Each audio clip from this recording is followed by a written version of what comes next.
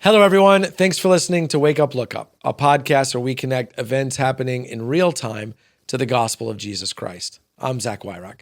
And in today's episode, we're asking the question, should I take away their video games?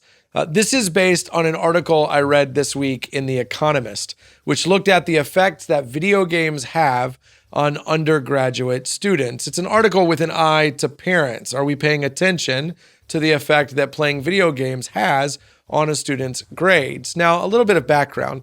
This article was based on a study that was done over Chinese undergraduate students who were playing one particular game. Actually, this has been a growing trend in China, a communist country where the government exerts a lot of control over its citizens. And the government is paying attention to the amount of times that Chinese citizens spend, especially those under the age of 18, on their phones. On average, a child in China under the age of 18 spends about 93 hours a month on their phone. China has now limited people under the age of 18 to 3 hours of phone app usage a week in an effort to boost their scholastic participation. What one academic study did is to look at the effects that those kinds of restrictions have on undergraduate students who then become adults and enter into college. And what the study shows is it's true, video games have a negative effect on a student's grades. The study looked at the release of one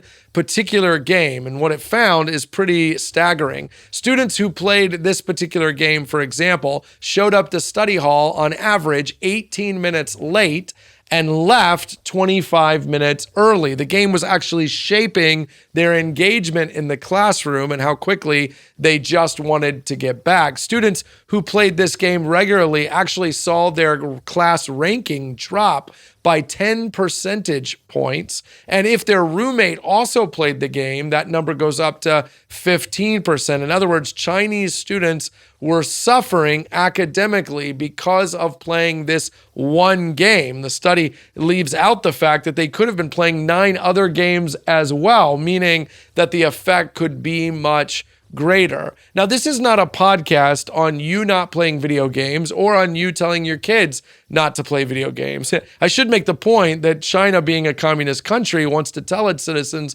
what to do and think. At Wake Up, Look Up, our goal is to make sure you're thinking about what you do. But as parents, we have to make sure we're paying attention. Look, tablets are just as tempting, phones, tablets, video game consoles, for parents as they are for children. Even if you're not the one playing the game, let's all be honest and say, parenting gets a little bit easier when the kid's holding an iPad versus when they require your attention. But these apps and games are shaping our children. What this study shows is that left unsupervised or even without the boundaries that parents would have to enforce and put in place, students do suffer. Their academic prospects and, of course, later on, their college and career prospects will suffer from an inability to regulate themselves and discipline themselves when it comes to video games. It's a real problem. So are you paying attention to how much time your child spends on their device of choice? Are you paying attention to the effect that may be having to their larger world? Listen, the Bible makes clear that it is your responsibility to raise your children to be healthy, to look to God, and to be productive citizens. That is your job. That's my job. So we have to be asking these questions and having conversations with our kids. Listen, we don't want to be communist parents either. Taking a tablet away from a kid is a last act of desperate authority. But sitting down with a teenager and saying, I'm worried about how much time you're on your phone, is a step towards productive parenting.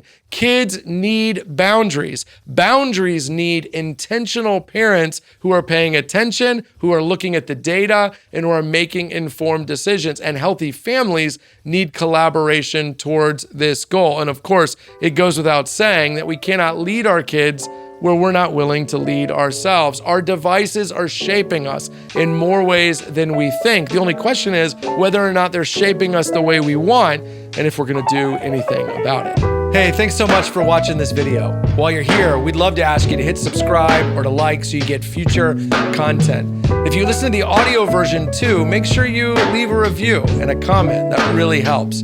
Consider sharing it on social media and helping us get the word out. And hey, while you're here, check out all the other content that Christ Community Chapel is putting out, including the videos that are around me right now.